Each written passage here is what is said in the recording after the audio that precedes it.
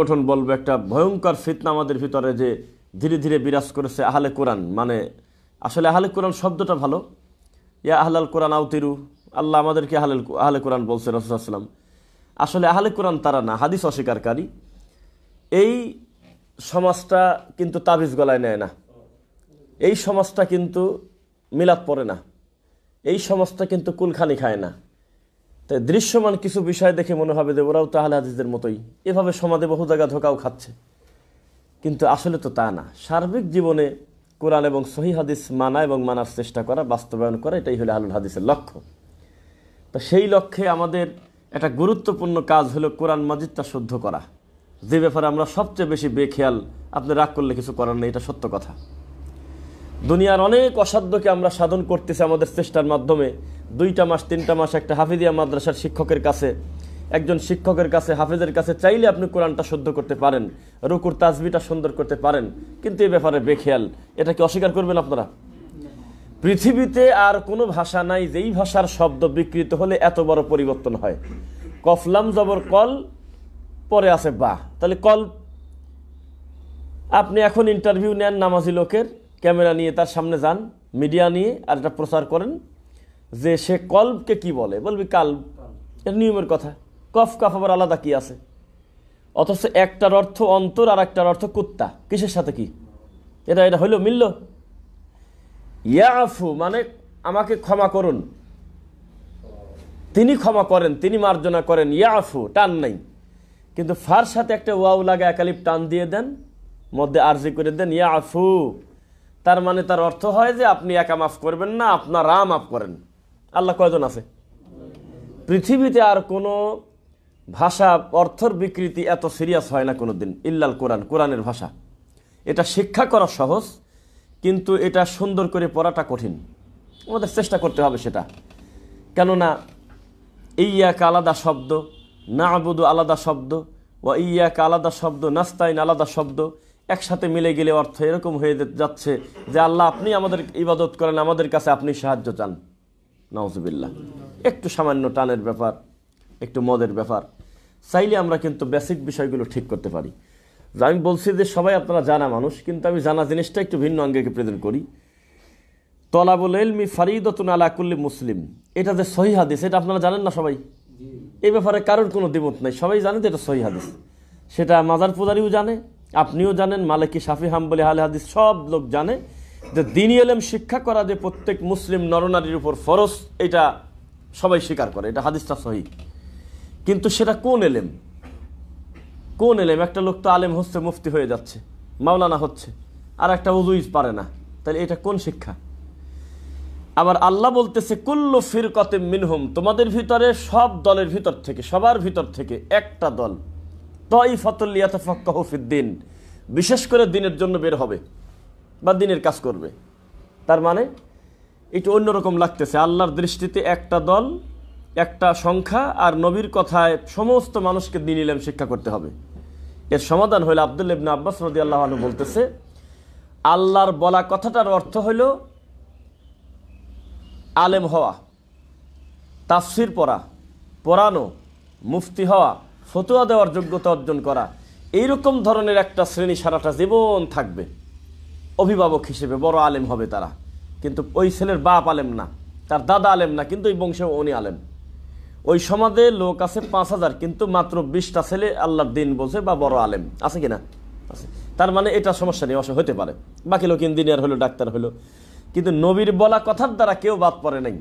প্রত্যেকটা লোকের ওই শিক্ষা অর্জন করা ফরজ, যেটা হলো বেসিক শিক্ষা। ওযু শিক্ষা করা একজন বড় হুজুরের জন্য যেমন ফরজ, আপনার জন্য একই রকম ফরজ। আপনার রুকু ঠিক করাটা একটা বড় আলেমের জন্য যেমন ফরজ, আপনার জন্য হুবহু একই রকম ফরজ। এখানে আর কোনো বাঁচার সুযোগই নেই, প্রত্যেকেই জন্য পেশায় দিয়েছে, কুল্লু মানে প্রত্যেক। যদিও শেষে আমাদের সমাজে কিছু বইতে লেখা মুসলিমিউ ওয়া মুসলিমা, এই কথাটা অতিরিক্ত বাড়ায় দিয়েছে। এটা সহিহ হাদিসে সরাসরি পাওয়া যায় না। শুধু মুসলিমের ভিতরে পুরুষ আছে, মহিলাও আছে। যেমন আল্লাহ সুবহানাহু ওয়া তাআলা বলতেছেন যে দ্বীনি ইলম শিক্ষা করো, তোমাদের ভিতরে একটি দল। সমস্ত লোক যদি আমরা একযোগে হাফিজিয়া মাদ্রাসায় ভর্তি হয়ে যাই, তাহলে এই সমাজ চলতে পারবে না। সবক, 7 সবক, আমক্তা শোনানো, নাজারা, সবাই মিলে যদি আমরা 18 ঘন্টার জন্য আমরা জিম্মি হয়ে যাই, বাকি 6 ঘন্টাও শুধু খাওয়া, টয়লেট আর হাতে গোনা কিছু জরুরত, বাদ বাকি সময় তো হেফজখানায় কওমি মাসায় পড়েই থাকা লাগে। তাহলে পৃথিবী চলতে পারবে না। এটা আল্লাহর সৃষ্টির কোনো সিস্টেম না যে প্রত্যেকটা লোককে বাধ্য করা হবে যে তুমি কোরআন মাজিদ শেষ করো, মুখস্থ করো, কোরআন মাজিদ সব বোঝো এবং প্রত্যেকটা লোকের ফতোয়া দেওয়ার মতো যোগ্যতা অর্জন করো, বড় মুজতাহিদ হও। এটা কোরআন আল্লাহর কোনো কথাই না। তিনি বলেছে একটি দল থাকবে, একটি সংখ্যা। এই আমচত্বর যতই আলেমের কারখানা হোক, প্রত্যেক বাড়ি কি একটা করে আলেম আছে? নেই, এটা হবেও না কোনোদিন। কিন্তু প্রত্যেক বাড়ির লোকের ওযু শিক্ষা করা ফরজ, প্রত্যেক বাড়ির লোক রাসূলের কায়দা ইবাদত করতে জানা ফরজ, প্রত্যেক বাড়ির লোকের জানাজা নিয়ম কানুন জানাটা ফরজ, প্রত্যেক বাড়ির লোকের তার সন্তানের জন্য, আব্বা মার জন্য আল্লাহর ভাষায় দোয়া করাটা ফরজ, প্রত্যেক সন্তানের জন্য সেজদা দেওয়ার নিয়ম কানুনটা জানা ফরজ। ইসলামের যে বেসিক বিধান আছে এই ব্যাপারে কাউকে ছাড় দেওয়া হয়নি, সবার জানতে হবে। তাহলে আপনারা কি মনে করেন যে আল্লাহ সুবহানাহু ওয়া তাআলা আমাদেরকে বলতেছে ওয়ারাত্তিলিল কোরআনা তারতিলা, কোরআন মাজিদ তারতিলের সাথে পড়তে হবে।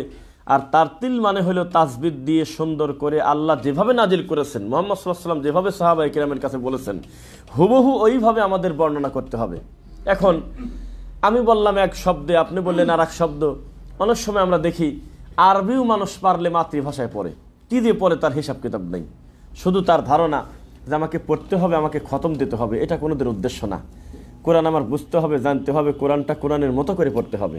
এবার নবীর হাদিস নেন, যাইয়িনুল কোরআন বিআসওয়াতিকুম, নবী সরাসরি বলতেছে কোরআনকে তোমরা সুন্দর করে পড়ো। সুবহানাল্লাহ, কোরআনকে তোমরা সুন্দর করে কণ্ঠ দিয়ে পড়ো।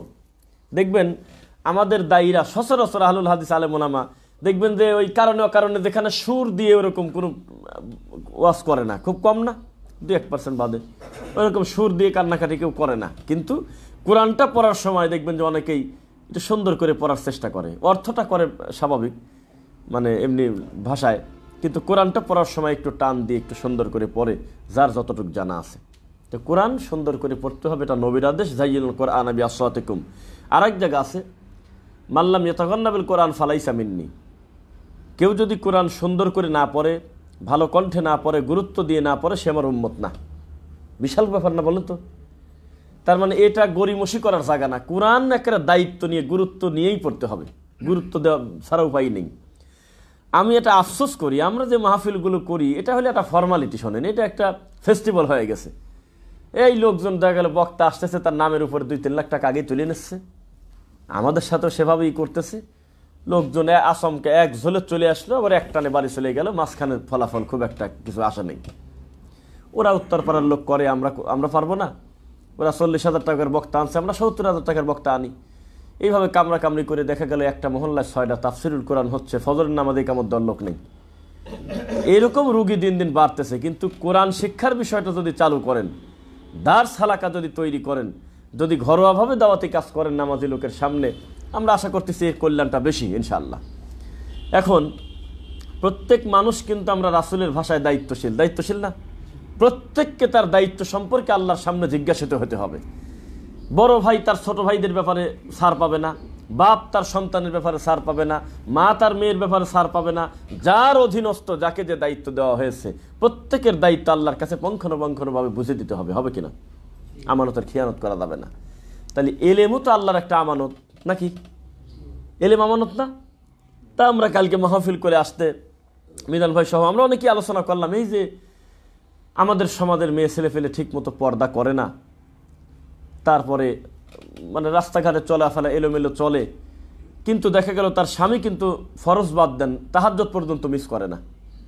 ওনার বাহ্যিক আমল, তারপর দিন ধর্মের কোনো জিনিসের কোনো ত্রুটি নাই, কিন্তু পারিবারিক ব্যাপারে ইসলামটা না বোঝার কারণে, ভালোভাবে যদি প্র্যাকটিস না করে দিন ধর্ম তার পরিবার, এ দায়িত্ব লোকটা নিতে হবে না? দায়ুস্ত সে। তার মানে তার স্ত্রীর বেপর্দার কারণে এই লোকটার এত কষ্টের ইবাদত থাকতেছে না, কারণ তার নাম আরবিতে দায়ুস হয়ে গেছে। তো এই যে একটার সাথে আর একটা কানেক্ট, ইংরেজিতে বলে টু বি কানেক্ট, স্বামী আর স্ত্রীর সম্পর্ক এরকম দিনের ব্যাপারে। এখন লূত আলাইহিস সালামের স্ত্রীর উদাহরণ দিয়ে আর কতকাল চলবেন? চেষ্টা তো আমাদের করতে হবে দাওয়াত দেওয়ার, নাকি? নূহ আলাইহিস সালামের ছেলের কথা বলে আমরা আর কতদিন চালাবো? এটা তো ওহী দিয়ে সাব্যস্ত। বাদ বাকি আমরা আমাদের জায়গা থেকে তাদের চেষ্টা করব সেভাবে দিন ধর্মে পরিচালনা করার। আমরা এমন একটা সময় বাচ্চাদেরকে প্রেশার দেই, এমন একটা সময় চাই যে ছেলেরা নামাজ পড়ুক যখন তার বয়স হলো 25 বছর। কিন্তু যে সময় চাইলে বাচ্চার ফাউন্ডেশন তৈরি হতো ওই টাইমের নাম হলে 5 বছর, 7 বছর, 6 বছর, 8 বছর, 9 বছর, 10 বছর। ওই টাইমে কিন্তু আমরা চাই নাই, কেউ গুরুত্ব দেয়নি যে ঘুম পারছে ঘুম পারো, এত 8টা বাজে কেবল, এত সকালে ওঠা কিসের? তুমি বেশি সকালে ওঠার জন্য ছেলের ঠান্ডা লাগে, ছেলের বয়স হলো 10 বছর, কি বলতেছে এগুলি? মেয়ে আর একটু ঘুমাক, স্কুলটা ছুটি আছে একটু ঘুমাক, অথচ তখন বেলা বাজে 9টা। তো এটা কেমন হইলো? এই মেয়েকে আপনি 18 বছরের প্রেশার দিচ্ছেন কেন? দরকারটা কি, লাভটা কি? আর কারণ অলরেডি ওই মূল সময় চলে গেছে, আর এখন লাভ নেই, তাই তো কথা। তো ফাউন্ডেশন তৈরি করতে হবে হলো ছোটবেলা থেকেই, বাচ্চাদের দিন শেখাতে হবে। কিন্তু আমাদের সমাজে তা করে না। উনি নিজেও দিন ধর্মের ব্যাপারে আগ্রহী হয়েছে 40 বছরে, আর বাচ্চাকে আগ্রহী করতেছে 20 বছরে। নাউজুবিল্লাহ মিন যালিক। এটা হবে না। ইসলাম হলো মৌলিক জায়গায় আঘাত করতে বলে, টাচ করতে বলে। মৌলিক জায়গা কোথায়? বাচ্চার ফাউন্ডেশন তৈরি করতে হবে, আকীদা তৈরি করতে হবে, মানহাজ তৈরি করতে হবে সালাফে সালেহিনের নীতিতে ইনশাআল্লাহ। তার বিদ্যাই দিতে হবে, সঠিক বিদ্যা ছোটবেলা থেকে, যাতে তার একটা ফাউন্ডেশন তৈরি হয়। তাহলে ওই ছেলের পরবর্তীতে আপনাকে বারবার প্রেশার দিতে হবে না যে ফজর পড়ো, জোহর পড়ো, আসর পড়ো, মাগরিব পড়ো, এশা পড়ো, জুমা পড়ো, ঈদ পড়ো। এটা বলার দরকার নেই। ইনশাআল্লাহ তার ইমানের তাগিদে করবে।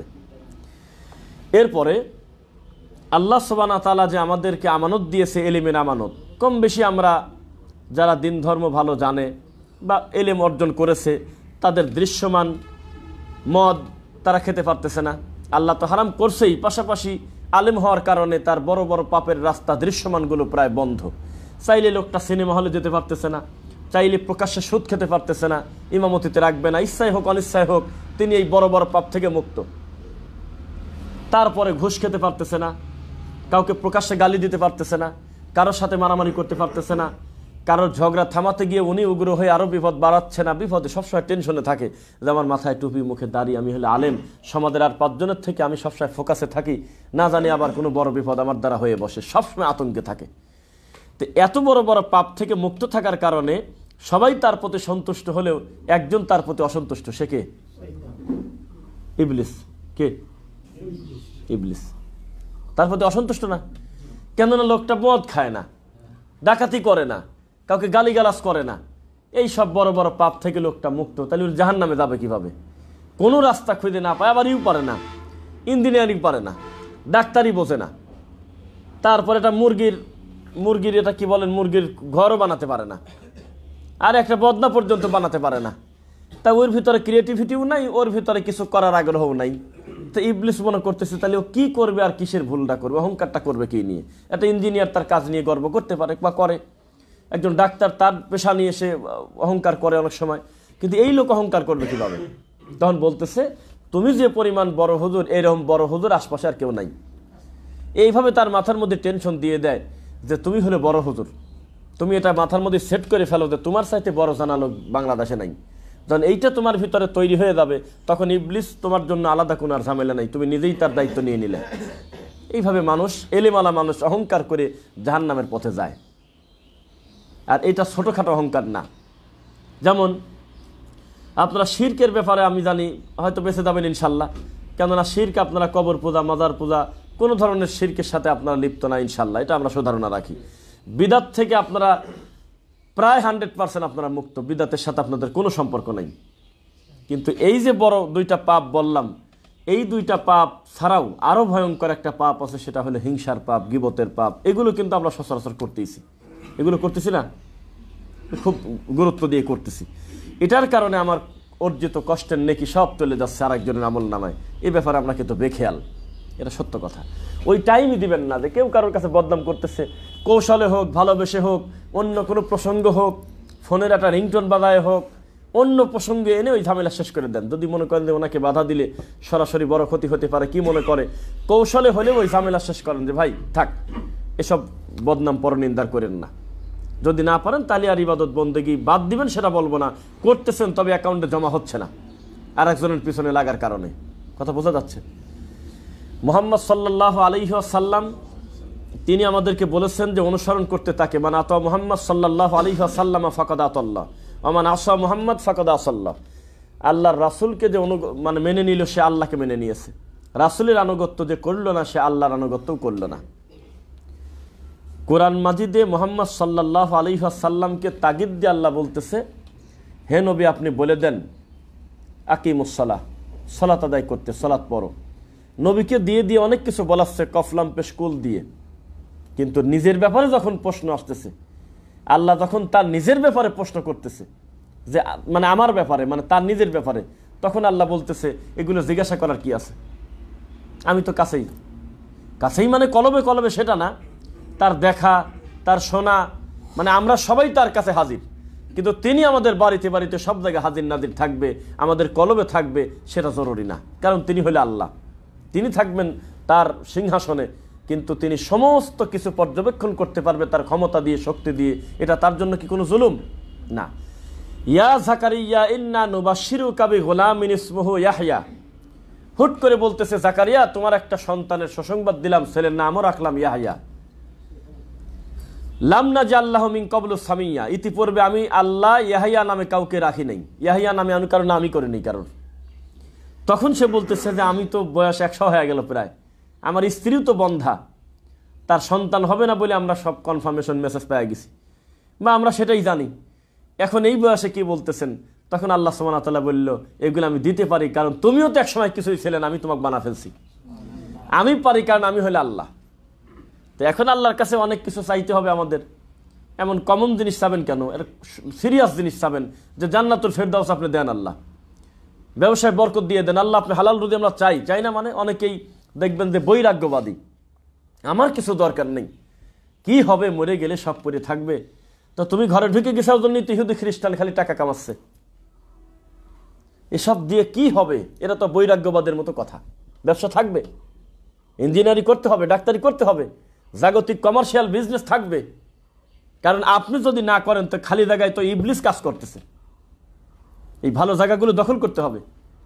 আপনি কি জানেন যে মাটির পর বসে কথা শুনতেছেন, এই মাটি হলো তাওহীদবাদীদের মাটি? বোঝেন না মনে হয়? এই মাটি হলো তাওহীদবাদীদের মাটি, আল্লাহর পক্ষ থেকে তাদের জন্য অনুগ্রহ। কিন্তু এই মাটিতে মুশরিক বাস করে কেন? এই মাটিতে বিদাতি বাস করে কেন? এই মাটিতে কবর পূজারী বাস করে কেন? কারণ আপনার মতো কিছু তাওহীদবাদী মানুষ দুনিয়াতে আছে তাই। কেউ যদি না থাকতো তাহলে আসমান থেকে এই পানি আল্লাহ দিত না, ইউনাজ্জিলুল গাইস দিত না, ওয়া ইয়ালামু মা ফিল আরহাম, মায়ের পেটেও কিছু দিত না, কিছুই দিত না।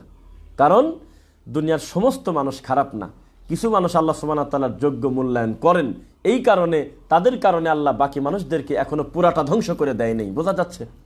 তাছাড়া যেই জামানায় তাদের কওমরা, উম্মতরা যে পরিমাণ কষ্ট নবীদেরকে দেশে, আপনি বলেন তো দেখি, এটা আমার আর আপনার ব্রেনে মাঝে মধ্যে আসে না যে আল্লাহ কথাই শোনে না, তাদেরকে তুমি রাখলে? মাঝে মধ্যে আমাদের ব্রেনে মনে হয় যে সব ধ্বংস করলেই তো ভালো, কিন্তু তা করে নেই। আল্লাহ নবীর সামনে এমনও নবী পেশ করা হবে যে তিনি ছোট্ট একটা সংখ্যা নিয়ে জান্নাতে যাচ্ছে, বলা হবে যে ইনি কে? মান হাজার রাজুল ওয়াহাজা, উনি এবং ওনার পাশপাশিরা কারা? তো তখন নবী সাল্লাল্লাহু আলাইহি ওয়াসাল্লামকে বলা হবে উনি একটা জামানার পয়গম্বর ছিল, নবী ছিল। তো পিছনে কয়জন লোক কেন? 4 জন। তো বলতেছে 4 জন হলো উম্মত আর 1 জন হলো নবী। আচ্ছা, এদের 2 জন যাচ্ছে, এরা কারা? সহিহ বুখারীর হাদিস। তো বলতেছে পিছনের 2 জন হলো উম্মত আর সামনের লোকটা নবী। আচ্ছা, শুধু 2 জন হেঁটে যায়, ওরা কারা? বলবে 1 জন নবী, 1 জন তার উম্মত। আচ্ছা, একবারে একা হাঁটি যায় উনি কে? তো বলতেছে উনি শত শত বছর দাওয়াতি কাজ করছে, তাই তিনি বাদে তার কথা কেউ শোনেই নেই। তাহলে বোঝা গেল ওই গোটা জামানাকে আল্লাহ সুবহানাহু ওয়া তাআলা রুজি দেশে শুধু 1 জনকে বেশ করে, না বোঝেন নাই? নইলে এখানে সৃষ্টির সার্থকতা কি থাকলো বলেন? শুধুমাত্র 1 জনের জন্য বাকি মানুষকে আল্লাহ ধ্বংস করে দেন নাই, তার ফল কিন্তু আপনারা পাচ্ছেন। এতগুলো নামাজি লোক, এতগুলো তাওহীদবাদী লোক, এতগুলো কোরআন পড়া লোক, ওই দিনে যদি ধ্বংস করে দিতেন আমার আর আপনার ব্রেনের মাধ্যমে যা বুঝি, তাহলে এই মানুষগুলো পেতাম না আমরা। এবার দেখেন, মুহাম্মদুর রাসূলুল্লাহ সাল্লাল্লাহু আলাইহি ওয়াসাল্লামকে প্রশ্ন করা হলো, আল্লাহর এই মাটির উপরে ভালো কথা বলতে গিয়ে সবচেয়ে বেশি বাধাগ্রস্ত হয়েছে কারা? নবী কোনো টাইম নেয় নেই, সরাসরি বলছে আল আম্বিয়া। আম্বিয়া মানে নবীরা, নবীরা। এর থেকে বেশি কষ্ট আল্লাহর মাটির উপরে কেউ দাওয়াত দিতে গিয়ে এসে পায়নি, সবাই কষ্ট করছে। যদিও এই কষ্টের বর্ণনা সবার ক্ষেত্রে আল্লাহ দেয় নেই। যেমন আইয়ুব আলাইহিস সালামের গায়ে পোকা লাগছিল, কথাটা তার প্রতি একটা অপবাদ দেওয়া। তিনি অসুস্থ ছিল, আন্নি মাসানিয়াদ দুররু আনতা আরহামুর রাহিমিন, কি অসুস্থতা মানুষ জানে না, কিন্তু তিনি একটা কঠিন দুরারোগ্য, একটা কঠিন ব্যাধিতে ছিলেন আক্রান্ত। কিন্তু রোগের ধরন, পোকা, এটা নবীর সাথে কথাগুলি যায়।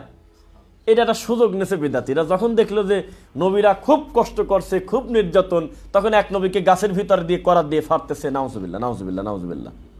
সূরা মারিয়াম একটু দেখেন যে বাপ বেটার বর্ণনা কত সুন্দর করে আল্লাহ বলতেছে জাকারিয়ার কথা। সুবহানাল্লাহ, এটা এক্সেপশনাল একটা পয়গম্বর। মুসা নবী, জাকারিয়া নবী, নূহ নবী, আদম নবী, ঈসা নবী, মুহাম্মদ সাল্লাল্লাহু আলাইহি ওয়াসাল্লাম, এটা তো সব প্রথম সিরিয়ালের এবং এটা তো খুব নাম করা। এই মানুষদের নামে কি পরিমাণ অপবাদ দিল যে কাফের তাকে তাড়া করলো, দৌড়ায় চলে গেল, যা বলে ফেলছে হে গাছ আমাকে বাঁচাও। এটা হলো? আমি তো মনে করি যে এখানে উনি বলে নাই, কিন্তু এখানে এমন ইমানদার আছে, আমি ভুল না করি আল্লাহ তুমি সুধারণা রাখলাম, বা অধিকাংশই এখন যদি কোনো কাফের সম্প্রদায় এসে আমাদের যদি বলে তুই বল আল্লাহ দুইজন, না বলিস তোর গলা শেষ করে দেব, তুই বল যে আল্লাহ বিপদের সময় তুমি আর একটা পীর বাঁচাতে পারে, কি আর একজন বাঁচাতে পারে, এই কথা আপনারা বলবেন? আমার তো মন বলে এখানে প্রত্যেকটা লোক বলবেন এরা সুযোগ আছে জীবন দিয়ে দেব, তবে আমি আল্লাহর সাথে শিরক করব না, আমার ধারণা। একটা নবী হুট করে বললো যে হে গাছ তুমি আমার বাঁচাও, এটা হইলো? এটা মানি না যায়? কেউ প্রশ্ন করলো না। আর কাফের দৌড়ানি দিচ্ছে, এটা নবী দৌড়ে চলে যাচ্ছে, এরকম ঘটনাই বা কোন জায়গা আছে? তারপরে আবার চাদরের কোনা বের হয়ে থাকলো, এটা সব মারেফতি গল্প বলে। তারপরে গাছ সহ ফাড়া হইলো, 2 ভাগ করা হইলো, এটা নবীর কিসের সাথে কি? তারপরে আয়ুব নবীর গায়ে পোকা প্রথমে ছিল হইলো 6 বছর, কিন্তু বিরক্ত হওয়ার কারণে 12 বছর হইলো, আবার বিরক্ত হওয়ার কারণে 18 বছর হইলো। এ কিসের সাথে কি লাগায় এই নবীর প্রতি অপবাদ দেওয়া? আল্লাহ আমাদের বাঁচাক এই সমস্ত অপবাদ থেকে। এবার আসেন, কোরআন মাজিদ শুদ্ধ করলে কি লাভ দেখেন। আপনি খেয়াল করেছেন কিনা, আব্দুর রহমান সুদাইসের কণ্ঠ আলাদা হতে পারে, কিন্তু তিনি যখন কোরআন পড়ে, যে ভাষায় পড়ে, যেভাবে উচ্চারণ করে, আমাদের বাংলাদেশের মাদ্রাসাগুলোতেও আজকাল বাচ্চারা অনেক কোরআন শিখে গেছে, শিখে নাই? যেটা 50 বছর আগে মানুষ বেতে সে জিম হে খেয়ে যে যার মতো করে পড়ছে, কোনো গুরুত্ব নাই। ওই সময় ওইটাই ঠিক ছিল, ওই সময়ের জন্য ওইটাই বড় হুজুর, এইভাবে চলে গেছে দিন। কিন্তু এখন আধুনিক সময়, এখন আমাদের দিন জানার বহু মাধ্যম আছে। ওই যে কালকে একটা নাম্বার সেভ করতেছি, আর এমনি মাথা আসলে তাই বললাম, এভাবে বললাম যে অমুক জায়গার অমুক, নাম্বার সেভ হয়ে গেল মুখে বলার কারণ। আপনাদের হয় না মোবাইলে, অ্যান্ড্রয়েড ফোনে? তাই তখন এই ফোনটা ধরে বলতেছি, হায় রে বিদাতিরা এত অলস, আমাদের গালিগালাজ করার পিছনে সময় না দিয়ে ও যদি গুগলের সাথে একটু সময় দিত, তাও তো অনেক অজানা জিনিস জানতে পারতো। এমনকি মানুষের চোখে ধুলা দেওয়া যায় নাকি? সম্ভব আছে বলুন? আমার আর আপনার পিছনে ভুল ধরার জন্য যে পরিমাণ মেহনত তারা করে, নিজেকে কোরআন সুন্নাহ দিয়ে আমল করানোর জন্য যদি গুগলের সাথে একটু আলাপ আলোচনায় নিয়মিত থাকতো। গুগল, আমি তো বলি যে গুগল হলো হাফিজাহুল্লাহ, আর আমাদের দেশের খয়রাতি হুজুরদের, মুফতিদের, এদের তো হাফিজাহুল্লাহ বলা পাপ। কারণ উনি সত্যি যদি বিদাতপন্থী হয়, উনি সত্যি যদি শিরকপন্থী হয়, এমন মানুষকে হাফিজাহুল্লাহ আপনি বলতেছেন, মানে তার হেফাজত করতে বলতেছেন আল্লাহকে, এটা হইলো? ও দিনের ক্ষতি করতেছে, আপনি বলতেছেন হাফিজাহুল্লাহ, আপনি বলবেন হাদাহুল্লাহ। আর বেশি প্রতারক হলে লানাতুল্লাহ। হাফিজাহুল্লাহ কাকে বলতেছেন? মাঝে মধ্যে মনে হয় ইউটিউবকে হাফিজাহুল্লাহ বলেন, গুগলকে বলেন, কেননা এর মাধ্যমে অনেক মানুষ, পথহারা মানুষ একটা সন্ধান পাচ্ছে যে দিন ধর্ম জানার জন্য আল্লাহর পক্ষ থেকে একটা মাধ্যম আছে। আপনি এখন যদি একটা প্রশ্ন আমাকে করেন, একজনকে হাতের কাছে পাইছেন, সেম কথাটা যদি ইউটিউবে লেখেন, তাহলে জীবিত বড় বড় মাদানি সহ ডক্টর, বড় বড় বিদ্যান অন্তত 30টা পাবেন এক সিরিয়ালে, তারা এই বিষয়টা মন্তব্য দিয়েছে নাই? আপনি এখন লেখেন একটা বিষয়, দেখবেন এই ব্যাপারে শেখ মতিউর রহমান মাদানী হাফিজাহুল্লাহর অন্তত 20টা ক্লিপ সিরিয়াল করা আছে, আলহামদুলিল্লাহ। আপনি ছোট 2 মিনিটের একটা প্রশ্ন করে দেখেন আলেমদের কত সুন্দর, জাতির অভিভাবকদের মূল্যায়ন পাবেন, কত সহজ হয়ে গেছে। আজকের দিনেও যদি মানুষ ঘরে বসে থেকে যদি বলে যে বাপ মা পড়ায় নাই তো মাদ্রাসায় দেয় নাই ছোটবেলায়, আমার বংশে কেউ জানে না, আমার এলাকায় তো মাদ্রাসা ছিল না, তাই কি হবে? তাই মাদ্রাসা ছিল না। সাহাবায়ে কেরাম বংশীয়ভাবে কোন মাদ্রাসা পাইছে? কোন পাঠ্যপুস্তকের ভিত্তিতে তারা পড়াশোনা করছে? কোরআনের ভিত্তিতে, ওহির ভিত্তিতে। আর কি? এটাই তো বিশ্ববিদ্যালয়, তো মসজিদ নাকি? নামাজ পড়েই মসজিদ তালা দিয়ে দেয় কিনা? এরা চলন্ত মুসাফির সালাত পড়তে গেলে বারান্দায় অনেক ক্ষেত্রে জায়গা নেই, বাথরুম তো যাবজ্জীবন তালা দেওয়াই থাকে, এটা তো নিয়মের কথা। অথচ মসজিদ হলো বিশ্ববিদ্যালয়, এইরকম দার্স মাদ্রাসা হলো বিশ্ববিদ্যালয়। এর মাধ্যমে মানুষ জানবে, উন্মুক্ত দিন ধর্ম শিখবে, বুঝবে, কিন্তু জায়গাগুলো বন্ধ, যার কারণে আমাদের শিক্ষা প্রতিষ্ঠানগুলোর অবস্থা কি বলবো, পার্টিকুলারলি ভেঙে বলাও যাচ্ছে না। বর্তমান ছেলে মেয়ে হয়ে যাচ্ছে, ঘুমাইছে ছেলে হয়ে উঠে দেখতেছে মেয়ে হয়ে গেছে, এটা বলতেছে, বইতে লেখা থাকতেছে। যদি এগুলি মনে হয় সরায় ফেলবে, এগুলো অনেক প্রতিবাদের পরে এগুলো মনে হয় রাখবে না, তো না রাখলে তাতে কি। আবার দেখলাম যে ওই যে মাদ্রাসার দাখিলের কয় শ্রেণী তা মনে নাই, একটা মেয়ে হারমোনি বাজাচ্ছে, আর একটা মেয়ে লাভ দিয়ে আসতেছে, আর একটা ছেলে মুখামুখি বসে আছে। তা হারমোনি বাজায় কোন মাদ্রাসা আছে চেনেন নাকি আপনারা? পৃথিবীর কোন মাদ্রাসা আছে এই মাদ্রাসা হারমোনিয়াম বাজানো শেখায়? তারপর দড়ি নিয়ে লাভ দিচ্ছে, সাইকেল চালাচ্ছে, এগুলি সব উপরে দেওয়া, হারমোনিয়াম নিয়ে বসে আছে, সেভ করা আছে, সময় দিলাম না, আপনারা জানেন। তো কয়টা ঠেকাবেন বলেন, কয়টা ঠেকাবেন? জাতিটাই তো আমরা নিয়ম ভঙ্গের জন্য আমরা। ট্রেনের ভিতরে বদনা নেয় কিনা বলেন, ট্রেনের টয়লেটের বদনা নেয় কিনা? বা এই আমরাই নেই। সরকারিভাবে সুযোগ সুবিধা বা রাষ্ট্রীয় কোনো সম্পদ যদি আপনার আমানতে থাকে 3 দিন টিকবে না, 3 দিনও না। এই জন্য প্রাইভেট কোম্পানির যে জিনিসগুলো আমরা ভোগ করি, সেটা আপনার হতে পারে ইলেকট্রিসিটি, হতে পারে ওয়াইফাই বিল দেবেন না টাইম মতো, লাইন বন্ধ। কিন্তু সরকারিভাবে যেগুলো আমরা উন্মুক্ত ব্যবহার করতেছি, ওগুলোর দিকে তাকানো যায়? কি করছি আমরা?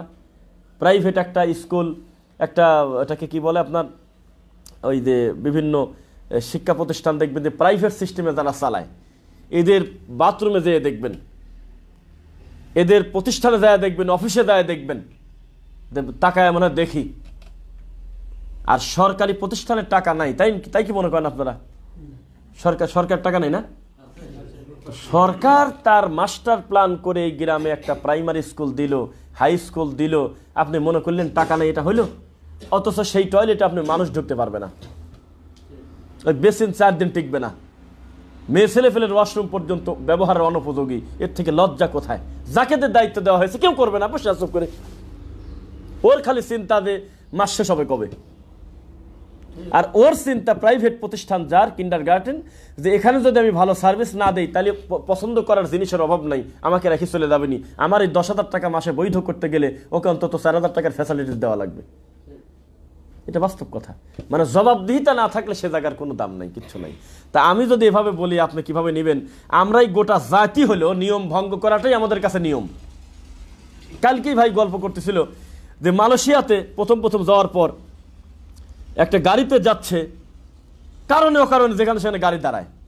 তো সে তো ভাষা বোঝে না, কি ব্যাপার গাড়ি দাঁড়ায় কেন, কিছুই বুঝলো না। পরবর্তীতে জানলো যে রাত 2টা বাজতে পারে, রাত 1টা বাজতে পারে, আশেপাশে মানুষ তো দূরের কথা, কুকুরও হয়তো নাই, কিন্তু সিগন্যালে তারা দাঁড়ায় আছে। নিয়ম মানবে?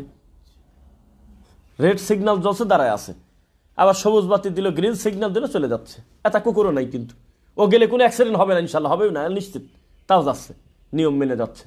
আর বাংলাদেশে 1 মিনিট যদি কোনো সামনে কোনো টাক হয়তো গাড়ি হয়ে গেছে, আপনার স্টার বন্ধ হয়ে গেছে, এটা তার দোষ না। এই 1 মিনিটও কেন দাঁড়ালো? পিছন থেকে হাজার হাজার গালি, আর মুহূর্তের ভিতরে 2 সিরিয়াল হয়ে যাবে, 4 সিরিয়াল। 10টা মিনিট যদি স্টার বন্ধ থাকে, আধা ঘন্টার জ্যাম হয়ে যাবে। এটা সেই দেশ। আমাদের সুবিধার জন্য বিভিন্ন জায়গায় দেখবেন যে সিঁড়ি লিফট দিয়েছে, ফ্লাইওভারে, ফুটওভার ব্রিজে, লিফটে উঠে আমরা যাবো, একটু সুবিধা হবে। ওই লিফটের পর অন্তত 250 কলার শোষা টয়লেট করে রাখছে, পানির বোতল। কিভাবে? জাতি খারাপ। এ জাতির কাছে দিনও নিরাপদ না, দুনিয়াও নিরাপদ না, সব খারাপ। একটা এই কথা কেন বললাম? এত বড় দাড়িটার প্রশংসা করতেছি, খারাপ না, ভালো। উনি লাল করছে, খুবই ভালো দেখা যাচ্ছে, কপালেও দাগ। একটা মুরব্বী, উনি আমার ঠিক কাছাকাছি, ডান হাজার সামনেই মনে করেন যাচ্ছে, উনি তো যাচ্ছে, আর উনি খুব গালাগালি করতেছে সরকারকে। সেটা তার আমার কথা না, কিন্তু গালি দিচ্ছে না, শিওর খুব গালি দিচ্ছে। কেন? তো বলে যে কি এমন লিফট দিল, 2 দিনও চলে না, খালি বন্ধই থাকে। খুব গালিগালাজ করতেছে, খুব মুরব্বী। অনেকবার গালি দেওয়ার পর আমি উপরে উঠে দেওয়া বললাম যে বাবাজি ভালো আছেন? আছি। আচ্ছা গালিগালাজ করতেছেন কেন? তো বলছে জানেন না আপনি গালিগালাজ করছেন কেন? আপনি কি উলা মালিক করেন নাকি? কেন গালি দিয়ে আপনি বোঝেন না? এত সুন্দর একটা লিফট, কি লিফট দিল, বন্ধই থাকে খালি, এভাবে বলতেছেন। তা আমি বললাম যে আচ্ছা কাকা, এখান থেকে একটু নিচ পর্যন্ত তাকান তো, এই 40টা ধাপ বা 50টা ধাপ আছে, কয়টা কলার ছোলা আছে? 10-12টা তো দেখাই যাচ্ছে। পানির বোতল আছে কয়টা? 20টা। তারপরে আরো সে নোংরা টোংরা আছে। তার উনি জবাব দিচ্ছে যে নিচে 2টা ডাম দিলেই তো হয়তো, তাহলে এই সোসা এখানে না ফেলা নিচে ফেলতো। এটাও কি সিটি কর্পোরেশনের লোকের হুঁশ নাই? তাই বললাম যে কয়টা? কয় 2টা। আমি বললাম আলহামদুলিল্লাহ আমার সামর্থ্য কম, তবে আমি এই মুহূর্তে 20টা ডাম কিনে দিতে চাচ্ছি, তবে আগামীকাল সকাল 10টার সময় আমাকে অন্তত 5টা বুঝে দেওয়া লাগবে, পারবেন? 15টা আপনি খাইয়ে ফেলেন, 5টা আমাকে বুঝে দিবেন, পারবেন? কথা বলে না। আমি বললাম যে 20টা দিবেন, রাত পার হবে না, এটা বেশি গাঁদা খাবি। জাতি খারাপ, আপনি কাকে কি বলতেছেন, দোষ দিচ্ছেন কেন? দোষটা আপনার। অন্তত আপনার সামনে যে কলার ছোলাটা পড়ছে, অন্তত আপনি আপনার হাত দিয়ে সরায় দেন। যদি না পারেন অন্তত নিজে ফেলেন না, অন্তত নিজেকে বাঁচানোর কি করবেন? এভাবে দায়িত্ব আর কতদিন চলবেন? আর একজনকে গালি দিচ্ছেন। তো আমাদের কাছে যাই দিবেন এটা শেষ করে দেবো আমরা। শুনতাম আগে ট্রেন নাকি যখন প্রাইভেট সিস্টেমে ছিল না, বা পুরাটাই সরকারি সিস্টেমে একটু নরম ধরনের ছিল, পাবলিকের একটু সুযোগ সুবিধা দেওয়ার জন্য, তখন 15 দিন পর পর ওই ট্রেন পুরা 2 দিন অকেজ হয়ে থাকতো। মানুষ এমন নোংরা করতো, এমন তার পরিবেশ নষ্ট করতো, যেটা চলার উপযোগী আর ছিল না। অনেক জিনিস এরকম ছিল, পরবর্তীতে ব্যক্তির আন্ডারে দিয়ে দিছে। 20 বছর জমি দখল করে আছে একটা লোক, জমির কাছে গেলেই লাঠি নিয়ে আসে, কথাই বলা যায় না। এমন একটা লোকের কাছে লাস্টে জমি বিক্রি করে দিয়েছে, কাগজালা মালিক এমন একটা শক্তিশালী লোকের কাছে দেশে যে ও যায় দাঁড়ায়ছে, আর ওই লোকে খুঁজে পাওয়া যায়নি, তখন শক্ত বাঁধন পড়ে গেছে। সত্য কথা। তো ইসলামের জন্য যারা কাজ করতে আসছে, নয় তাদেরকে আমরা রক্ত বের করছি মেরে, নয় তাদের এলাকা ছাড়া করছি, কোনো না কোনো বড় ধরনের বিপর্যয় আমরা করছি, এটা আমাদের স্বভাব। তো দুনিয়াও আমাদের কাছে নিরাপদ না, দিনও আমাদের কাছে নিরাপদ না, এটা আমার জন্য খুব দুঃখ আমাদের জন্য। কেননা আমরা তো দাওয়াত দেই মুসলিমের কাছে দেই না। এই যে ওয়াজ করে আসলাম, ওখানে হিন্দু ছিল নাকি 2-1 বাদে, সব তো মুসলিম। তো মুসলিমের সন্তান ওয়াজে বাধা দেবে কেন? মুসলিমের কাছে আবার আইডি কার্ড দেওয়া লাগবে কেন যে উনি ওয়াজ করবে বা এগুলি কেন? এটা ব্যাপারটা কি? মুসলমান আবার অনুমতি দেবে কেন মাহফিলের প্রোগ্রামের? অনুমতি তো দেওয়াই আছে। গান বাজনার হলে অনুমতি হবে না, এটা পার্মানেন্ট নিষেধ। অস্পষ্ট ব্যক্তির ব্যাপারে তদন্ত করবেন, সেটা ভিন্ন কথা। কোভিডের সময় বা কোনো ডিজাস্টারের সময় কাউকে বাড়ি ভাড়া দিবেন কি দিবেন না, এই ব্যাপারে আপনার ফর্মালিটি মেনে নেন, ঠিক আছে, কিন্তু এত ফর্মালিটি করতে গেলে আপনি দিনের কাজ করবেন কখন? সেজন্যই তো আমরা যে মাঠে ওয়াজ করতে পারি না, সালাফি আহলে হাদিসরা ওই একই মাঠে বিদাতপন্থীরা ওয়াজ করে যায়, তার কোনো বাধা নেই। ইলেকশনের 5 দিন আগেও তারা করে, কিন্তু আমাদের 1 মাস আগে থেকে আমাদের যাওয়া যাবে না ওখানে, এটা নিয়ম। তো কোরআন এবং হাদিস যদি আপনি মেনে চলেন, অটোমেটিক আপনি হয়ে যাবেন হলো কচুরি পানার ভিতরে, তারপরে প্রচুর ঢেউ চলে যাচ্ছে তার উল্টা দিকে নৌকা আসার মতো। সমাজ চলতেছে কচুরি পানার মতো ভেসে যাচ্ছে, সমাজ চলতেছে এমনভাবে যে তার বিপরীতে এসে আপনি পর্দার কথা বললে আপনি হাসির পাত্র, বিপরীতে বাচ্চাদের দিন শেখার ব্যাপারে আপনি শক্তিশালী ভূমিকা পালন করলে শ্বশুর বাড়ির লোকের কাছে মুখ দেখানো কঠিন। এই জন্য নিজেকে প্রতিষ্ঠিত করতে গেলে, নিজেকে পুরুষ হিসেবে, নিজেকে একজন দায়িত্বশীল হিসেবে প্রতিষ্ঠিত করতে গেলে কারোর কথা মানা যাবে না, ওহির কথা ছাড়া। কিসের কথা? ওহির কথা। এখন ওহির কথা যে বলে তারটা মানি নেন, এখানে আর কোনো ব্যক্তির নাম বললাম না। আর যদি মনে করেন যে না, সমাজের লোকজনেরকেও ঠিক রাখবো, তারপরে যতটুকু পারি আল্লাহকে মানবো, তাহলে বিপদ খুব। মানুষকে কোনদিন খুশি করা যায় না। ডক্টর খন্দকার আব্দুল্লাহ জাহাঙ্গীর রাহিমাহুল্লাহর একটা কথা মনে বললো, উনি বলছিল একটা কথা, যে একটা মানুষের 1-2টা পীর থাকা তো আর তার নিজের জন্য তো লস। একটা মানুষের তো পেরেশান যে পীর আমারটাই বড় নাকি আমার এই ভাই যেটা মুরিদ সেটাই বড়। শুনলাম যে আবার আর একটা পীর কিছুদিন আগে আসছে, উনি আরো বেশি আমলিয়াত। মরার আগের দিন শুনলেন যে আমাদের সমস্ত পীরের থেকে আর একটা পীর নোয়াখালী বের হয়েছে, সেটা আরো ভালো। তো বিপদ বাড়লো না? এটা এত টেনশন নেওয়া যায়? তখন মনে হলো আল্লাহ, আমি যদি 10 মিনিটের জন্য ওনার বায়াত হতে পারতাম, মুরিদ হতে পারতাম, তাহলে মনে হয় এতগুলো পীর যে আমি ঘুরছি তাদের থেকে আরো ভালো কাজ হতো। টেনশন বেড়ে গেল। কিন্তু লোকটা যদি একজনের দিকে থাকে চিন্তা করে যে আমি আমার আল্লাহকে ছাড়া কারোর পদে আমার কোনো আস্থা নাই, মানে সেজদার ব্যাপারে নাই, চাওয়ার ব্যাপারে নাই, রুজির ব্যাপারে নাই, মৌতের ব্যাপারে নাই, হায়াতের ব্যাপারে নাই, এই ব্যাপারে আমার কারোর কোনো সুপারিশ বা কারোর কোনো অংশীদার করব না, এটা সরাসরি তারই হক। আর আমি অনুসরণ করবো হলো তিনি যেহেতু বলেছে মুহাম্মদ রাসূলুল্লাহ সাল্লাল্লাহু আলাইহি ওয়াসাল্লাম, তাহলে তার চিন্তা কমতো না বাড়তো? কারণ একজনকে অনুসরণ করাটা সহজ, কিন্তু একাধিক ব্যক্তির কাছে ঘোরাফেরা করা, এর কি সমাধান পাবেন?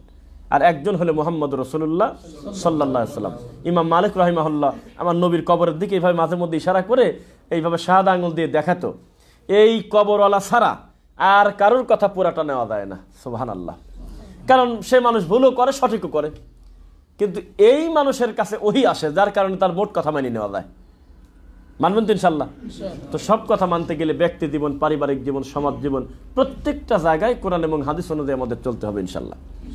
আপনারা এমন একটা জায়গায় এখানে এসে বসেছেন, মানে ফজরের সালাত পড়ার পরে অনেক মানুষ এই টাইমটা বেছে নেয় না, কারণ জানে যে নামাজ তো ফজর নামাজ মানুষ পড়ে না, মাগরিব থেকে শাহালাকা করে, তারপরে আসরের পরে দার্স দেয়, ওই টাইমে তো চলন্ত লোকও ঘোরে। কিন্তু এই জেনুইন মানুষগুলো কোথায় পাবেন যারা এইমাত্র ফজরের সেজদা দিয়ে আসলো? আলহামদুলিল্লাহ। আর এটা এমন একটা জায়গা যেখানে ফ্রি কোরআন শিক্ষা, আলহামদুলিল্লাহ, কোনো বিনিময় ছাড়া দিনের জন্য কাজ করা। কথা কি বোঝা যাচ্ছে? কোনো বিনিময় ছাড়া আল্লাহর দিনের জন্য কাজ করা। এই কোরআন শিক্ষা, এই কার্যক্রমে, এই উদ্যোগে আপনারা এমন এমন এই বাগানে এমন এমন ফুল দেখতে পারেন, আমি যদি ভুল না করি আমাকে বাদই দেন মনে করেন, তারপরেও আপনারা বড় বড় নিয়ামতকে দেখতে পান আলহামদুলিল্লাহ। এমন এমন বিদ্যান, এমন এমন বড় বড় ডক্টর, এমন এমন বড় বড় আলেম, তারা মাঝে মধ্যে মানে কি প্রায় প্রতিদিন এসে আপনাদের সামনে কথা বলেন, বা সপ্তাহে 3 দিন 4 দিন 2 দিন 5 দিন, বিশেষ করে এই সমস্ত টাইমে আমি যদি ভুল না করি তাদেরকে মানুষ লাখ টাকা দিয়ে 20 মিনিটের একটা ক্লাস নিতে পারতেছে না, বা চাইলেও তারা হাতের কাছে পাচ্ছে না। কিন্তু আপনারা নিজ থেকে তারা এসে মিজান ভাই চলে আসছি ঘোষণা দিয়ে দেন, অথচ সে 5 দিন ঘুমায় না ঠিক মতো, মনে করেন তার সফর হয়েছে একটানা 7 দিন, কিন্তু এই জায়গার প্রতি তার একটা দুর্বলতা আছে। এটা কি এই আমসত্তরবাসীর জন্য সুখবর না? বা আপনাদের জন্য এটা ভালোবাসার জায়গা? এইটা একটা ব্যাপার। এখানে এই চেয়ারে এমন এমন দায়ী আসে, নিয়মিত এসে বসবে। এটা আমাকে এভাবে বলছে যে এটা একটা উন্মুক্ত ফুলের বাগান, যেই বাগানে কোনো সংকীর্ণতা না রেখে ছোট থেকে বড় পর্যন্ত প্রত্যেক সালাফি আকীদা লালনকারী আলেম ওলামা দায়ী আসবে, মন ভরে তারা দাওয়াতি কাজ করবে ইনশাআল্লাহ। কথা কি বোঝা যাচ্ছে? তো এইটা হলো সবচাইতে বড় কথা। আলেম ওলামা অনেক সময় এটা তাদের অন্যায় না, আমাদের কিন্তু দাওয়াতি কাজ করা ফরজ না, কিন্তু এই জায়গায় এই টাইমে করা কি ফরজ? বোঝেন নাই? আমার দিন ধর্ম প্রচার করা ফরজ, সাফাই নবাবগঞ্জে এসে প্রচার করা কি ফরজ? আমি আসতে পারি, নাও পারি। তো আলেম ওলামা আমরা বিশেষ করে অনেক সময় রাত জাগা থাকে, সবসময় আমরা একটু এড়ায়ে চলি, সাধারণ সফরগুলো একটু এড়ায়ে চলি নিজের স্বার্থে। কিন্তু আপনাদের মতো দিন দরদি মানুষ যখন দেখিয়ে দেয় না, বয়স হয়ে গেছে 50, 40, 30, 60, কিন্তু সে এই সময়ও চাচ্ছে যে তার কোরআনটা শুদ্ধ করতে, শুধু আল্লাহর দিনের জন্য ফজরের সালাতের পর তার 1-1.5 ঘন্টা কোরবান আছে, এই মানুষদের সামনে আসার কারণে আমরা নিজেরা না, আপনাদের কারণে আমরা ভাগ্যবান মনে করি। আল্লাহ এদের সামনে তুমি আমাদের কথা বলার সুযোগ দিয়েছো। কারণ আমরা সচরাচর যাদের সামনে বক্তব্য দিই, আপনি রাগ করবেন না, তারা তো বলদ, এটা গরু ছাগলের মতো আসছে, ঝালমুড়ি খাচ্ছে, জিলাপি 1 কেজি কিনে নিয়ে যাবে, আসার সাথে সাথে বাড়িতে চলে গেলে বউ বলবে যে কি জ্ঞান, বাড়ির কাছে জালসা হচ্ছে। এত বড় গোষ্ঠীর মানুষ আমরা, এত বড় চাকরিজীবী, আমরা যদি একটা জালসা না দেই তাহলে ওর কাছে আমরা ছোট হয়ে গেলাম। পাল্লা পাল্লি করে, কামড়া কামড়ি করে একটা ফেস্টিভ্যাল বানায়, একটা মাঠ বানায়, সেই মাঠে আমাদেরকে নিয়ে যাচ্ছে। কিন্তু মূল যে লোকগুলো যাদের সংশোধন হলে পরিবার সংশোধন হয়, তারা হলে আপনারা ইনশাল্লাহ। আব্দুল্লাহ জাহাঙ্গীর স্যারকে বলছিল যে দেশে এত সেরেক চলে, এত বড় বড় কিছু হয়, এই সেই, আমরা কি করবো? আমরা গলায় দড়ি দিয়ে মরে যাবো, এটি তো আমাদের আর কি করার আছে? নয়তো এক কাজ করা যাক, দেশে সেরেক চলে বেশি, দেশে কুফরি চলে বেশি, তারপরে একেবারে রান্নাঘর থেকে সংসদ পর্যন্ত মানুষ বড় বড় পাপের সাথে লিপ্ত। তাহলে কি করা যায়? আমরা এখান থেকে 30 জন আসি, এই 30 জন 30টা লাঠি হাতে করে রাস্তায় দাঁড়ায় দেয়, দাঁড়ায় গিয়ে আমরা রাস্তা অবরোধ করে ফেলি, নাকি বলেন? অবরোধ করে আমরা একটা মানে বিদ্রোহ ঘোষণা করি। তো আমরা 3 দিন মিছিল করলে যা হবে না, পুলিশ যদি বৈধ এতে মনে করে যে 3 মিনিটও লাগবে না, 30 সেকেন্ডে আমাদের 30 জনকে উড়াই দিতে পারে না? দিয়ে দিল। তখন আমরা না শহীদ হলাম, জোর করেই বানা দিল শহীদ, আমরা না একটা ব্যবস্থা হইল, যেহেতু আমরা গেছি চলে। কিন্তু এই সমাজের জন্য কি লাভ হইলো বলেন? কোনো লাভ আছে? এই সমাজে 30টা ভালো লোক ছিল, ভালো লোকটা চলে গেল। এই সমাজে কোরআন পড়া 30টা লোক ছিল, তারা আমসত্তর দেওয়া জীবন দিয়ে দিয়েছে রাস্তার পর খাড়ায়, লাভটা কি হলো? কিন্তু এই 30 জন মিলে যদি মনে করতো চলে আমরা 31 নম্বর লোককে খুঁজি, চলে আমরা 32 নম্বর লোক বাড়াই, কোরআন পড়া লোকের সংখ্যা বাড়ায় দিই, দিন ধর্ম জানা মানুষের সংখ্যা একটু বাড়াই, প্রত্যেকেই একসাথে দাওয়াতি কাজ করি, তবলিগরা ফাজাইলকে প্রতিষ্ঠিত করার জন্য নিজের ঘর বাড়ি ছেড়ে কষ্টের দিনে, এই ঠান্ডার দিনে নিজের বাড়ির দামি কম্বল রেখে একটা খেতা হাতে করে চলে গেছে কোথায়? যে গ্রামে মানুষ যাওয়াটাই কঠিন, এত ভয়াবহ ঠান্ডার ভিতরে তারা মসজিদে মসজিদে নিজে কষ্ট করে রান্না করতেছে, অথচ ইশারা করলে বাড়িতে কাজের লোক আছে 3 জন। এইরকম শিল্পপতি দেয় রোডপতি হয়ে ঘুরতেছে পাগলের মতো। তো সে যদি এই কাজ করে, অথচ সে ফাদাইল প্রতিষ্ঠিত করতেছে, আর আমি ওহি প্রতিষ্ঠিত করতে চাই, আমি কোরআন সুন্নাহ প্রতিষ্ঠিত করতে চাই, আমার 1 ঘন্টা হাতে টাইম নাই। আর আমাদের শ্রোতাগুলো এমন হয়ে গেছে আইলসে, এখন তো যেহেতু অনলাইন মোবাইল, আমি তো বলছি যে সবই অনলাইনে, খালি রুহুটা আছে অফলাইনে, কিচ্ছু তাছাড়া আর বাইরে নেই, সবই ভিতরে ঢুকে গেছে। তো বাড়ির কাছে কোনো প্রোগ্রাম হলে এতগুলো লোক আপনারা আসবেন, এটা আমি আশা রাখ পর্যন্ত এভাবে জানতাম না। আমি শুধু দেখলাম যে বিধান ভাই হাতে গোনা কয়েকজনকে হয়তো ফোন দিয়েছে, বলতেছে আচ্ছা কাজ হয়ে যাবে, এরাই দেখবেন ভাইয়েরা আমাদের একসাথে জমা হয়ে যাবে, আমাদের খুব শক্ত বন্ডিং, দিনের সম্পর্ক, আলহামদুলিল্লাহ। তা আসলে আমি দেখতেছি মুহূর্তের ভিতরে ঘরটা ভরে গেল, কিন্তু বেশিরভাগ শ্রোতা ঘরে শুয়ে পড়ে কানে হেডফোন নিয়ে মনে করতেছে ওর থেকে তো এখানে ক্লিয়ার শোনা যাচ্ছে, গুরুত্ব নেই। এই জন্য আমরা কোনো জালসায় গেলে আমি বিশেষ করে বলি, ভাই যাওয়ার পর একেবারে কাশেমপুরের মতো একেবারে আমাকে ভাঙা হোক, টিনের ঘর হোক, সোনের ঘর হোক, আমাকে একটু আলাদা করে দিয়েন। মানে আমি যে কোন জায়গা আছে এটা আপনার বলার দরকার নেই, আমার টাইম হবে, আপনি মাঠে নিয়ে যাবেন, বক্তা শ্রোতার দেখা হবে মাঠে। আর যদি দেওয়ার সাথে সাথে আমাকে অ্যাভেলেবল করে দেন, মসজিদে বসতে দিয়ে দিলেন, অমুক জায়গা 4-5 জন একসাথে বসায় দিলেন, যেখানে খাওয়া হচ্ছে, লোকজন আসতেছে, মানে অনবরত ঢুকতেছে, তাহলে এই মাহফিলে দেখবেন যে উল্টাপাল্টা হয়ে যাবে। কারণ এই মানুষগুলো আমাদের এমনি রাত দিন দেখে মোবাইলে, ওরা শুধু ফিজিক্যালি দেখা হয়নি একসাথে, তাই সে দেখাও যদি আপনি সন্ধ্যার সময় দেখা করা দেন, 8টার সময় দেখা করা দেন, তাহলে একটা সেলফি উঠে বাড়ি চলে যাবেন, থাকবে জানেন, কেন ওর কাছে সেলফিটাই জরুরি। তো সেজন্য একটু লোক যদি মনে করেন যে কিছু লোক 2টা কথা শুনুক, তাহলে আমাকে আড়াল করে দেন, কোন জায়গা আছে সেটা বলার দরকার নেই, তুমি জালসা আসো, দেখা হবে, এই টাইমে আসো। তা আমাদের এই হইল অবস্থা। আমরা যখন কোরআনের জন্য ডাকবো তখন আপনারা দেখা করবেন ইনশাল্লাহ। আমরা যখন আল্লাহর ওহির বিধানের জন্য আমরা আপনাদেরকে ডাকবো, আপনারা সাড়া দেবেন ইনশাল্লাহ। কেন আমি আপনাকে দেই আর আপনি আমাকে দেন, এই ব্যাপারে আমাদের যেন কোনো মতানক্য না থাকে ইনশাল্লাহ। এরকম যদি হয় তাহলে আমাদের ইনশাল্লাহ সফলতা আছে। আল্লাহ সুবহানাহু ওয়া তাআলা সূরা আলী ইমরানের 103 নম্বর আয়াতে বলতেছে, ওয়াতাসিমু বিহাবলিল্লাহি জামিআ ওয়ালা তাফাররাকু। আয়াতটা খুবই কমন, সবার জানা, যে তোমরা আল্লাহর রজ্জুকে শক্ত করে আঁকড়ে ধরো, পরস্পর বিচ্ছিন্ন হয়েও না। পরস্পর বিচ্ছিন্ন হয়েও না মানে কি? কোরআন আর হাদিস থেকে বিচ্ছিন্ন হয়েও না। আমার আর আপনার সাময়িক মুআমালাত, জাগতিক ব্যাপারে কিছু বিষয় হয়তো অমিল আছে, হতে পারে সামাজিকভাবে, কিন্তু ওহির ব্যাপারে কথা আসলে আপনি আমার ঐক্যবদ্ধ ভাই, আপনি আমার ঐক্যমতের ভাই। আপনার এলেম কম থাকতে পারে, আমি আপনাকে পিটাই কি জাকির নায়েক বানা দিতে পারবে? এটা হলে কোনো দিন? এটা দুনিয়ারই সিস্টেম। আল্লাহ সবাইকে নবী করবেন না, এটা তার মাস্টার প্ল্যান। নবী কি আর জোর করেই হয়ে দেওয়া যাবে? নবী কি হওয়া যাবে সবাই? আলেম হতে পারবে সবাই জোর করে? সবাই টাকা দান করতে পারবে পকেটে টাকা থাকলেই? না। সবাই মেহমানদারি করতে পারবে 10 তলা বাড়ি থাকলেই? না। এটা তৌফিক লাগে, কি লাগে? আল্লাহর পক্ষ থেকে তার অনুগ্রহ লাগবে, আল্লাহর চাওয়া লাগবে, তখন তার প্রতি এটা কবুল হবে। তো ঠিক তেমনি এই যে আপনারা দিনের জন্য সময় দিচ্ছেন, এই সময়কে আল্লাহ সবাইকে দিয়ে দেওয়ান? ব্যস্ত রেখে দিয়েছে, জাগতিক বহু কাজে তাকে বিধি করে রাখছে ইবলিস, কিন্তু মূল ফোকাস থেকে সে দূরে। তা আমাদের আল্লাহর কাছে আমরা শুকরিয়া আদায় করি যে আমরা যে সমস্ত দিনী ভাইয়ের আমরা এক জায়গায় হয়েছি, আমরা আশা করতেছি আল্লাহ সুবহানাহু ওয়া তাআলা আমাদের এই ভালোবাসার সম্পর্ক জান্নাত পর্যন্ত কবুল করবেন ইনশাআল্লাহ।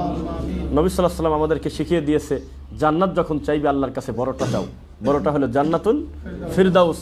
আমরা জান্নাতুল ফিরদাউসে আল্লাহর কাছে চাবো ইনশাআল্লাহ। কেননা উম্মত 1 নাম্বার, নবীও ফার্স্ট ক্লাস, সব কিছু আমাদের 1 নাম্বার। আমরা জান্নাতও চাই আল্লাহর কাছে সবচেয়ে বড়। বাকি জান্নাত খারাপ, কিন্তু সেটা কিন্তু না।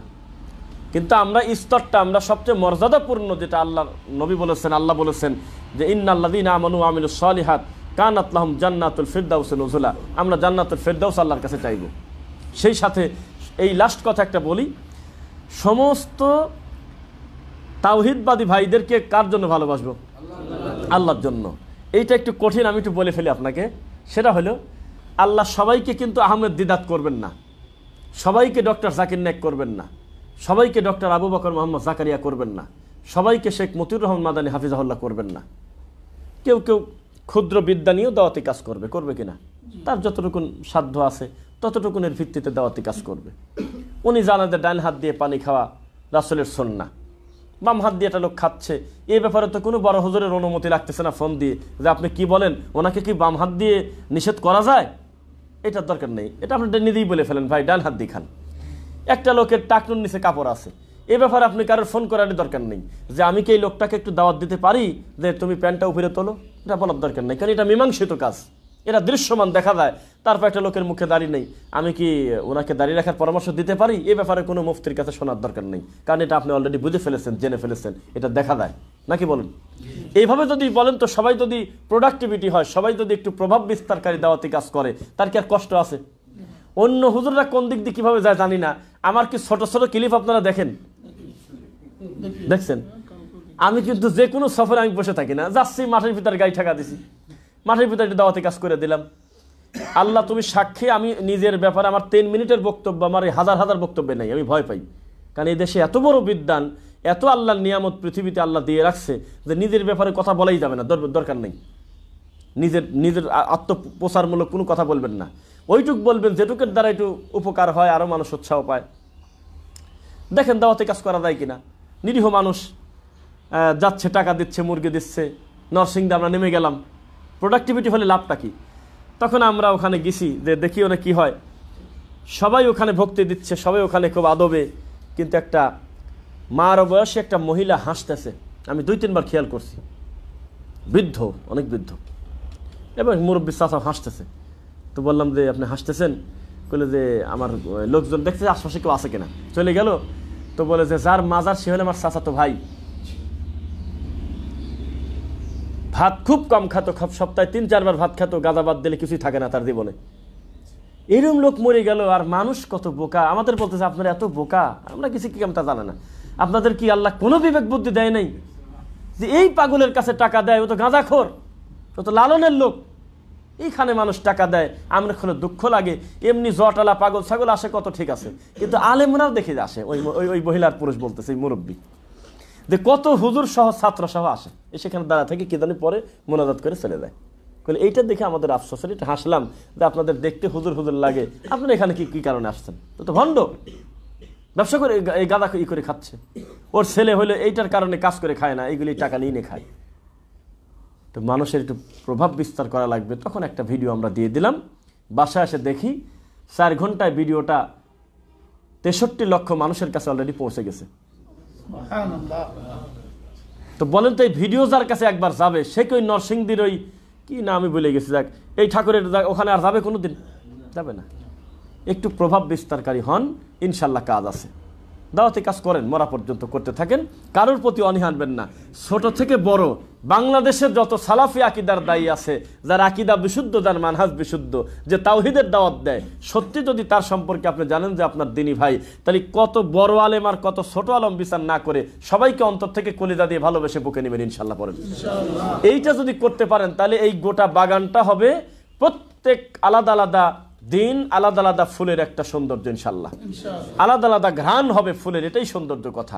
সবার কাছ থেকে আপনি আকিদার ওইটুকুন শুনতে পারবেন না ডক্টর আবু বকর মোহাম্মদ জাকারিয়ার কাছ থেকে যেভাবে সিরিয়াল শুনবেন। সবার কাছ থেকে একটা বিষয় অত বেশি ডিটেলস শুনতে পারবেন না যেভাবে শেখ মতিউর রহমান মাদানী হাফিজাহুল্লাহ বলেন। এক একজনকে এক একভাবে খেদমত দেন আল্লাহ।